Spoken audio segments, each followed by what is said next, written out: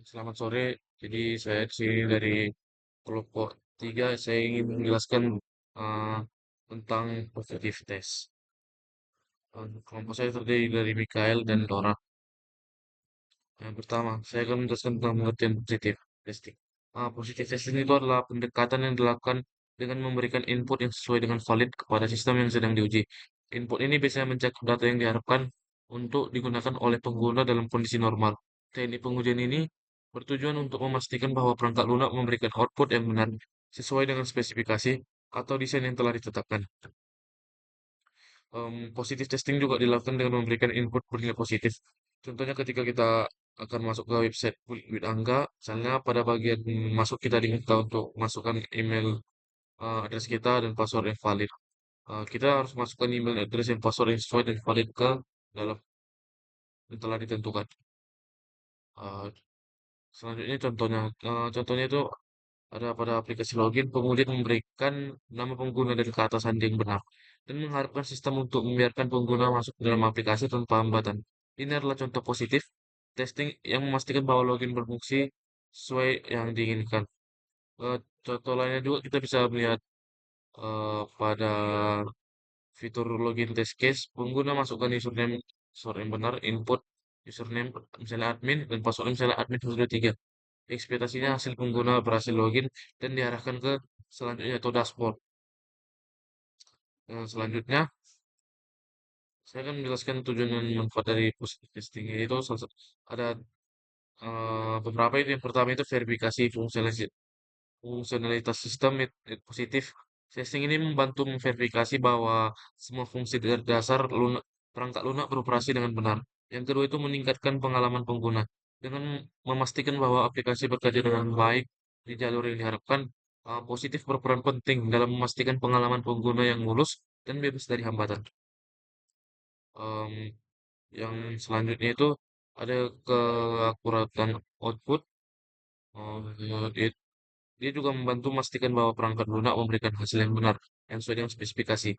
Yang keempat, ada efisiensi dalam pengujian. Karena pengujian dilakukan dengan kondisi yang valid,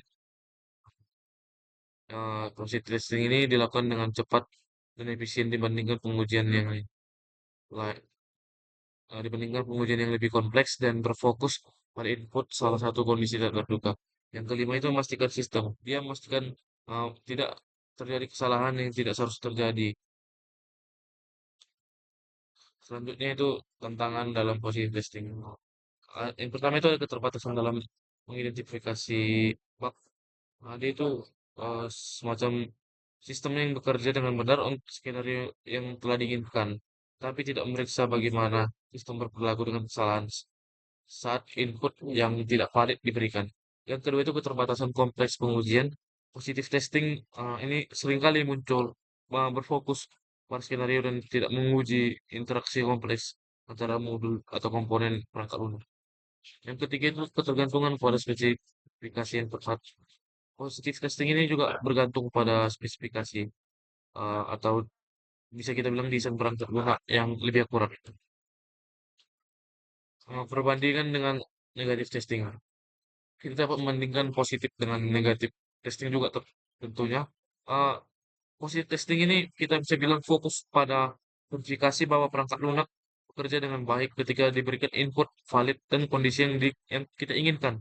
Sedangkan negatif testing dia itu berfokus pada memastikan bahwa perangkat lunak dapat menangani kesalahan atau kondisi yang tidak terduga. Misalnya input yang salah atau jaringan yang salah atau semacam gangguan sistem lainnya. Selanjutnya macam aplikasi positif testing dalam berbagai skenario. Ah, ada dua yang saya masukkan yaitu aplikasi web e-commerce dan aplikasi pembuka online.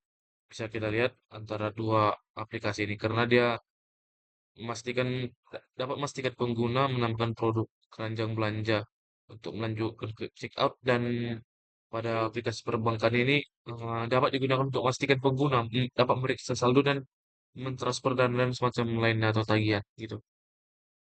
Selanjutnya itu kesimpulan. Dapat kita simpulkan positive testing ini memainkan peran penting dalam memastikan bahwa perangkat lunak berfungsi dengan benar di bawah kondisi normal dan valid. Teknik yang satu ini Dia memverifikasi bahwa perangkat lunak menghasilkan output yang sesuai dengan yang diharapkan saat diberikan input yang sah atau yang benar. Meskipun positif testing membantu memastikan fungsi dasar sistem berjalan dengan baik, pengujian ini harus dikombinasikan dengan negatif testing untuk memastikan bahwa perangkat lunak juga dapat menangani kesalahan dan kondisi yang tidak terduga. Yang selanjutnya juga simpulan yang dapat kami simpulkan kombinasi antara positif dan negatif testing juga memberikan gambaran menyeluruh tentang kualitas perangkat dan memastikan bahwa perangkat lunak itu siap untuk digunakan di dalam dunia sehari-hari atau dunia nyata. Eh, Sekian penjelasan dari saya, berikut dengan referensinya. Sekian dari saya, terima kasih.